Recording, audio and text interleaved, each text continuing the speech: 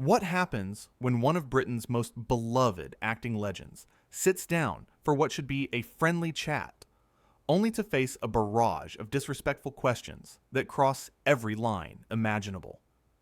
It only took 40 seconds for Michael Caine to realize this interview was about to become a masterclass in standing up for yourself when a host mistakes rudeness for entertainment. The studio lights were bright, the audience was ready, and Michael Caine walked onto the Loose Women set with that signature calm confidence he'd carried through decades of Hollywood stardom. He settled into the purple chair, smoothing his jacket as the panel smiled at him. Denise Welch sat front and center, flanked by Kay Adams, Nadia Sawalha, and Jane Moore. The energy felt strange from the start, like something was bubbling just beneath the surface. Denise leaned forward with a grin that didn't quite reach her eyes. "Michael Caine, everyone," she announced to applause. "Now, Michael, we're so thrilled to have you here. I have to ask, at your age, do you ever look in the mirror and think, well, maybe it's time to hang up the acting boots?" The audience went silent. Michael's eyebrows raised slightly, but he kept his composure.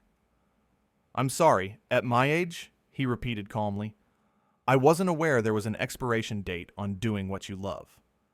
Kay Adams shifted uncomfortably in her seat, glancing at Denise. Nadia Sawalha looked down at her notes, clearly not expecting the conversation to start this way. But Denise pressed on, laughing as if she'd made a harmless joke. "Oh, come on, you know what I mean. You're not exactly a spring chicken anymore. Surely there are younger, more relevant actors who could take those roles?" Michael's expression remained steady, though his voice carried a sharper edge now. "Relevance isn't determined by age, Denise. It's determined by talent, dedication, and respect for the craft. Something I've spent 60 years building." Jane Moore jumped in, trying to steer things differently. "Michael, what projects are you working on now? We'd love to hear about—" Denise cut her off completely. No, I want to stay on this. Because honestly, Michael, don't you feel like you're taking opportunities away from younger actors? Hogging the spotlight, so to speak?" The audience gasped. Even the camera operators seemed to freeze. Michael Caine sat back in his chair, studying Denise with the kind of intense focus he usually reserved for dramatic film scenes. "Hogging the spotlight," he repeated slowly. "That's an interesting way to describe a career built on hard work and professionalism. Tell me, Denise, how long have you been hosting this show?" Denise blinked, caught off guard. "Well, I've been part of the panel for years. What does that have to—" "And in those years," Michael continued, his voice calm but cutting, "have you ever considered that perhaps you're taking opportunities away from younger, more relevant hosts? By your logic of—" "Course!" Kay Adams let out a nervous laugh. Nadia Sawalha's eyes went wide. The audience didn't know whether to gasp or applaud. Denise's face flushed red. "That's completely different. I'm not some aging actor trying to—" "Trying to what?" Michael interrupted, his legendary voice now filling the studio with quiet authority. "Trying to continue doing what I've dedicated my entire life to? Trying to share stories that matter? Trying to inspire the very young actors you claim to care about?" Nadia tried to step in. "Michael, I think what Denise is trying to say is—" "I know exactly what she's trying to say," Michael replied, not taking his eyes off Denise. "She's trying to be provocative for ratings. But there's a difference between being provocative and being disrespectful." Denise leaned back, crossing her arms defensively. "Oh, so now I'm disrespectful? I'm just asking the questions our viewers want answered." "Are you?" Michael challenged. "Or are you asking questions that make you feel powerful? Because from where I'm sitting, this feels less like an interview and more like an attempt to diminish someone's lifetime of achievement." The studio had gone completely quiet. Jane Moore tried again to redirect. "Michael, your new film—" But Denise wasn't finished. Her voice rose indignant now. "I have every right to ask tough questions. That's what we do here. If you can't handle a little heat, Maybe you shouldn't have agreed to come on the show. Michael's expression remained unchanged, but something shifted in his eyes. A little heat, he said quietly. There's a difference between asking tough questions and being unnecessarily cruel. I've been interviewed thousands of times in my career, Denise, by professionals who knew how to challenge their guests without disrespecting them. Oh, so now I'm not a professional? Denise shot back, her voice getting louder. That's rich coming from someone who probably can't even remember half the films he's been in. The audience audibly gasped. Kay Adams put her hand over her mouth. Nadia Sawalha shook her head in disbelief. Michael Caine went very still. When he spoke, his voice was dangerously quiet. I remember every single film, every director, every co-star, every lesson learned. What I won't remember, Denise, is this show. Because this isn't journalism. This isn't entertainment. This is simply mean-spirited. Denise laughed, but it sounded forced. Oh, please, you're being dramatic. This is how we do things on Loose Women. We speak our minds. We don't hold back. If that's too much for you, it's not too much for me, Michael interrupted. I've worked with some of the most demanding directors in cinema history. I've performed Shakespeare on stage. I've navigated Hollywood politics for 6 decades. What this is, Denise, is beneath me. And quite frankly, it should be beneath you, too. Jane Moore leaned forward desperately. Let's take a quick break and... No, Denise said, sharply, her professional mask slipping completely. I want to finish this conversation. Michael, if you're so offended by a few simple questions, maybe the problem isn't with me. Maybe the problem is that you can't accept that your time has passed. The words hung in the air like poison. Nadia Sawalha looked horrified. Kay Adams started to speak, but no words came out. Michael Caine stood up slowly, with the dignity of a man who had nothing left to prove. He carefully removed his microphone, placing it gently on the chair. My time hasn't passed, he said quietly, his voice carrying across the stunned studio. But my time here certainly has. I came here today as a guest, expecting a conversation. What I got instead was an ambush designed to humiliate me for entertainment value. Denise stood up too, her face red with anger and embarrassment. You can't just walk off the set. We're live. I can, Michael replied calmly. And I am, because I learned a long time ago that you don't have to accept disrespect, regardless of the circumstances. Kay Adams finally found her voice. Michael, please. I'm sure Denise didn't mean... She meant every word, Michael said, not unkindly, but firmly. And that's her choice, just as this is mine. Nadia Sawalha stood up, her voice pleading. Michael, we value you being here. Perhaps we could start over. Michael turned to her with a slight smile, the first genuine warmth he'd shown since sitting down. I appreciate that, Nadia. I truly do. But some things can't be reset. Your colleague here made her intentions very clear. Denise's voice went shrill. This is unbelievable. You're throwing a tantrum because you couldn't handle a real conversation. Michael paused, turning back to face her one final time. A real conversation involves mutual respect. It involves genuine curiosity about your guest. It involves recognizing that the person sitting across from you is a human being with feelings, accomplishments, and dignity. What you engaged in, Denise, was none of those things. I was doing my job, Denise shouted, her composure completely gone now. No, Michael said simply. You were trying to make yourself feel important by tearing someone else down. There's a word for that, and it isn't journalism. Jane Moore stood up, her voice urgent. Michael, please, we can sort this out. Denise, perhaps an apology. I'm not apologizing for doing my job, Denise snapped, turning on Jane now. This is exactly what's wrong with television today. Everyone's so worried about offending people that we can't have honest conversations anymore.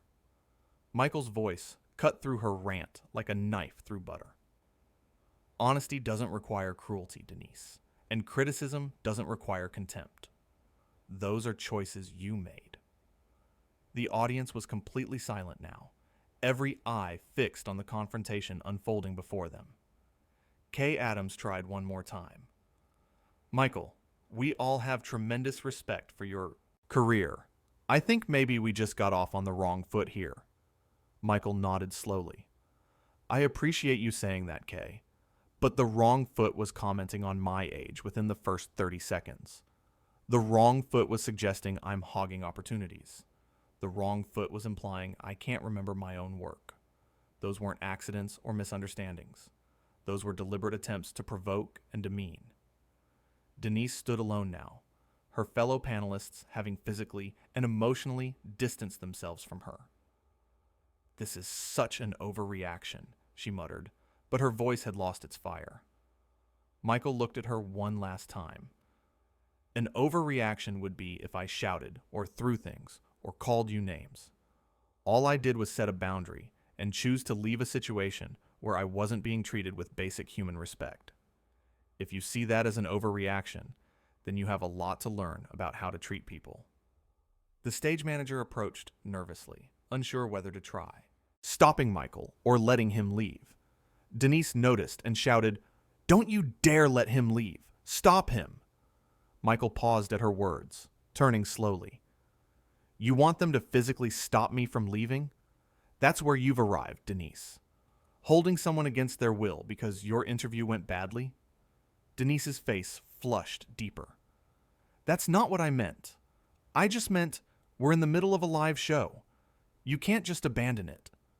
I can, when the host has made it clear she has no interest in having an actual conversation, Michael replied steadily. When respect is absent, so am I. Kay Adams stood up fully now, positioning herself slightly between Denise and Michael. Denise, stop. You're making this exponentially worse with every word. I'm making it worse? Denise's voice cracked with indignation. He's the one walking off set. He's the one who couldn't handle a simple interview. Michael's eyebrows raised. Simple? You called me washed up, irrelevant, memory, impaired, and accused me of stealing opportunities from younger actors. In what universe is that simple? Nadia stood as well, her hands raised in a calming gesture. Michael, I know emotions are running high. I know Denise's approach was inappropriate. But is there any way we could salvage this? Any way we could have a real conversation? Michael looked at Nadia with genuine appreciation in his eyes. You know what, Nadia? If you had been conducting this interview from the start, we probably would have had a lovely conversation. But the damage here isn't something that can be undone with a do-over. Your colleague revealed exactly what she thinks of me, and more importantly, what she thinks constitutes entertainment. Jane Moore's voice was pleading now. Michael, for what it's worth, many of us admire you tremendously. I grew up watching your films. You're one of the reasons I got into media in the first place. A small smile touched Michael's lips. Thank you, Jane. That means more than you know, and it makes it all the more disappointing that none of you stopped this train wreck when it started. Kay's shoulders slumped. You're absolutely right. We should have intervened immediately. We shouldn't have let it get this far. Denise threw her arms out dramatically. Oh, so now everyone's against me? Now I'm the villain because I asked a few tough questions? This is unbelievable. Michael's voice cut through her outburst like ice. You're the villain because you confused cruelty with toughness. Because you thought belittling someone was the same as challenging them.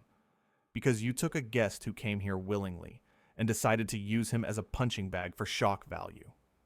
I did not, Denise protested, but her voice wavered. Then what would you call it? Michael challenged. What would you call starting an interview by questioning whether I should retire? What would you call suggesting I'm hogging the spotlight? What would you call implying I can't remember my own work? If those aren't attempts to belittle me, what are they? Denise opened her mouth, closed it, opened it again. No words came out. The audience watched, transfixed. Some were recording on their phones. Others sat with their mouths open. Everyone understood they were witnessing something extraordinary, something that would be talked about for years. Nadia tried once more. Michael, I think what's happened here is a massive miscommunication. I think Denise was trying to be edgy and provocative, the way the show sometimes is, but it came across as personal and hurtful. I don't think she meant exactly what she said, Michael interrupted gently. People always mean what they say in moments like these. The question isn't whether she meant it. The question is whether she understands why it was wrong. All eyes turned to Denise. She stood there, her arms crossed defensively, her expression a mixture of defiance and growing uncertainty. I was doing my job, she said, but it sounded weak even to her own ears. Michael nodded slowly. If that's what you believe your job is, then perhaps you're in the wrong profession. A good interviewer draws people out, makes them comfortable enough to share interesting stories, asks questions that illuminate rather than humiliate. They challenge, yes. They probe, absolutely. But they do it with intelligence and respect. Don't lecture me about interviewing, Denise snapped, some of her fight returning. I've been doing this for years. And in all those years, Michael said quietly, have you ever had a guest walk off before? The question hung in the air. Denise's face said everything. Jane Moore spoke up. Michael, I want you to know that this doesn't represent how we normally operate. This isn't the show we strive to be. Then why did it happen? Michael asked, not accusingly, but genuinely curious. Why did all of you sit there and watch it unfold? Why didn't someone step in after the first insult, or the second, or the third? Kay Adams's voice was heavy with regret. Because we were shocked. Because it happened so fast. Because we kept thinking it would de-escalate. Those aren't excuses. They're just reasons. Bad reasons. Michael looked at each of them in turn. I understand that. I do.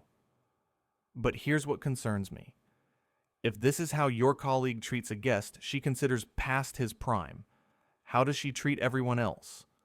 How does she treat people who don't have my platform, my experience, my ability to defend myself? The question was devastating in its simplicity.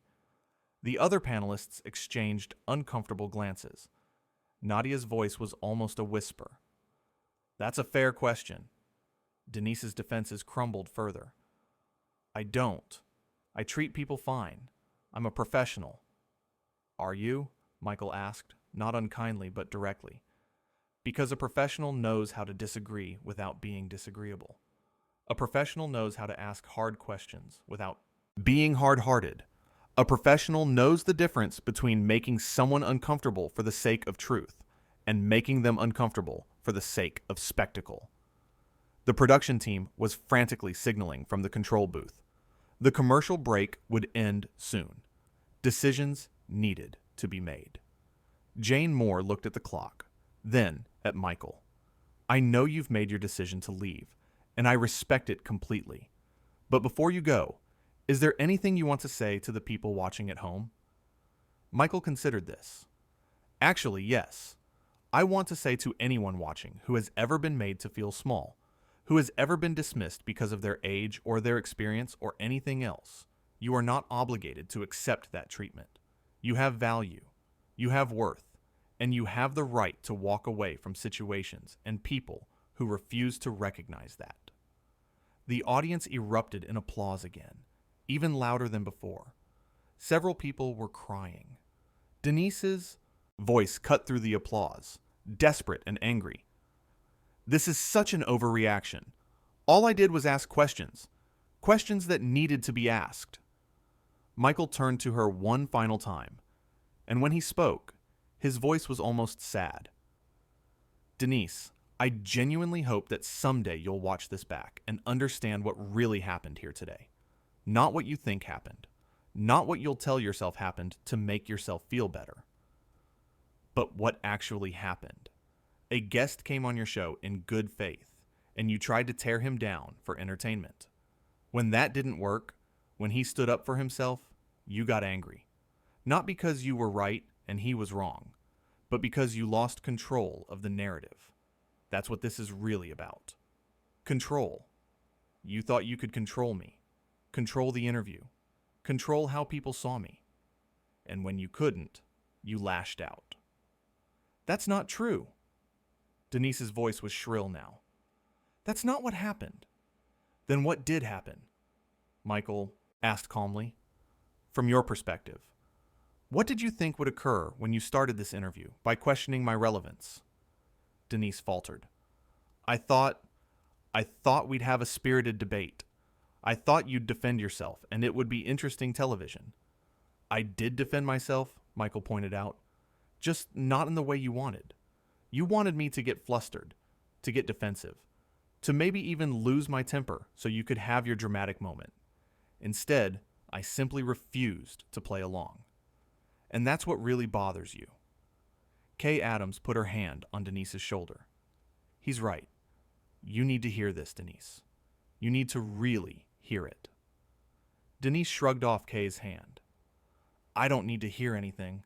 This whole thing is ridiculous. He's being oversensitive. Nadia's voice was sharp. Stop. Just stop, Denise. You're embarrassing yourself and all of us. Have the grace to admit when you've made a mistake. I didn't make a mistake, Denise insisted, but her eyes were welling up now. A mixture of anger and humiliation. Michael's expression softened slightly. Yes, you did. And that's okay. We all make mistakes. The measure of a person isn't whether they make mistakes. It's how they handle them afterward. Right now, you're choosing to double down, to insist you did nothing wrong, to blame me for being too sensitive. But there's another choice available to you. What choice? Denise asked, her voice barely audible. The choice to acknowledge that you hurt someone. The choice to recognize that your approach was flawed. The choice to learn and grow from this experience, instead of defending it. The studio was silent again. Everyone waited to see what Denise would do. She stood there, trembling slightly, her face a battlefield of emotions. Pride warred with shame. Defiance fought with dawning realization. The cameras captured every moment. Finally, Jane Moore spoke. Denise, I think Michael is offering you something very generous here. He's offering you a way forward, but Denise's pride won out. I don't need a way forward. I didn't do anything wrong. If Michael Caine is too fragile to handle a real interview, that's his problem, not mine. The words fell like stones. The other panelists looked away, unable to watch. The audience's earlier applause for Michael turned to murmurs of disapproval aimed at Denise. Michael simply nodded. Then I think we're done here. Thank you for proving my point more eloquently than I ever could. He turned toward the exit again, and this time no one tried to stop him, and the audience began to applaud. Slowly at first, then building to a standing ovation. Michael paused, clearly moved, and gave a small wave of acknowledgement. Denise called after him, her voice breaking. Fine, leave. See if I care. See if anyone cares. We don't need you anyway. Michael didn't turn around. He simply kept walking, his posture straight and dignified as the applause grew louder. Kay Adams grabbed Denise's arm. Stop, just stop talking. Denise yanked her arm away. Why should I? He's the one being dramatic. All I did was ask a few questions. Nadia's voice was sharp. You insulted him repeatedly. You questioned his relevance, his memory, his right to still work. You were cruel, Denise. Unnecessarily, pointlessly cruel. Jane Moore nodded. She's right. I've never been so embarrassed to be on this panel. As Michael reached the studio door, he paused and turned back one final time. The audience fell silent again, waiting to hear if the legend had any final words. I want to say something to everyone watching, Michael said, his voice carrying across the studio. If someone treats you with disrespect, you have every right to walk away. You don't have to tolerate cruelty just because someone has a microphone or a platform. Your dignity matters. Your feelings matter. And you are never obligated to stay in a situation where you're being deliberately hurt. Remember that. With those words, Michael Caine walked out of the Loose Women's studio, leaving behind a panel in disarray, a host whose credibility had crumbled, and an audience that had just witnessed a masterclass in grace under pressure. Denise stood alone in the center of the set, her face a mixture of anger, humiliation, and dawning realization. Around her, her fellow panelists wouldn't meet her eyes. The applause for Michael still echoed in the space he'd left behind. Kay Adams was the first to speak, her voice heavy with disappointment. "I can't believe you let that happen, Denise. I can't believe we all let that happen." Denise's defenses were crumbling. "I was just trying to make good television. I was just doing what we always do." "No," Jane Moore said firmly. "What we do is have spirited conversations. What you did was attack a guest who came here in good faith. There's a world of difference." Nadia Sawalha looked toward the door where Michael had exited. "He handled that with such grace. Even when you were shouting at him, insulting him, he never lost his composure. He just stood his ground and left." "Because that's what real class looks like," Kay added. "That's what 6 decades in the industry teaches you. How to handle yourself with dignity, even when others have none." Denise finally sat down, the fight draining out of her. "I didn't mean for it to go like that." "Yes, you did," Jane said quietly. "Every question you asked was designed to provoke him. You wanted a reaction. You wanted drama. You just didn't expect him to turn it around on you." The producer's voice came through their earpieces, urgent and angry. They could all hear the panic about what had just aired live, the scrambling to figure out how to address it, the knowledge that this moment would define the show for years to come. Kay looked directly at Denise. "You need to own this. What just happened can't be blamed on anyone else. You started it, you pushed it, and you kept going, even when the rest of us tried to stop you." Denise's voice was small now. "What am I supposed to do?" Nadia's response was immediate. "You're supposed to learn from it. You're supposed to recognize that what you did was wrong, and you're supposed to make sure it never happens again." The audience was still buzzing, conversations breaking out everywhere about what they'd just witnessed. Some were pulling out phones, clearly already sharing the moment on social media. The clip would be everywhere within hours, analyzed and discussed by millions. Jane Moore addressed the cameras, her voice professional but strained. "We need to take a break. When we come back, we'll address what just happened." As they cut to commercial, Denise sat in her chair, isolated and alone, while around her the other panelists discussed quietly among themselves. The woman who had tried to diminish a legend had instead revealed her own smallness. The host who had sought to create drama had instead destroyed her own credibility. And somewhere outside the studio, Michael Caine walked away with his dignity intact, his reputation enhanced, and his point proven that sometimes the most powerful thing you can do is simply refuse to participate in your own diminishment. That grace under pressure is worth more than any comeback. That knowing when to walk away is the ultimate power move. The contrast couldn't have been clearer. On one side, a legend who had built a career on talent, dedication, and respect for the craft and for people. On the other, a host who had confused provocation with journalism and cruelty with entertainment. And in the end, the audience, both in the studio and watching at home, knew exactly who had won this exchange. Not through shouting or insults, but through quiet dignity and unwavering self-respect. Michael Caine had given them all a lesson that day. Not in acting, though his performance of controlled composure was worthy of an award, but in how to handle yourself when faced with disrespect. How to stand up for yourself without losing yourself. How to recognize when a situation is beneath you and have the courage to remove yourself from it, and how true class, true professionalism, and true strength don't need to raise their voice to be heard.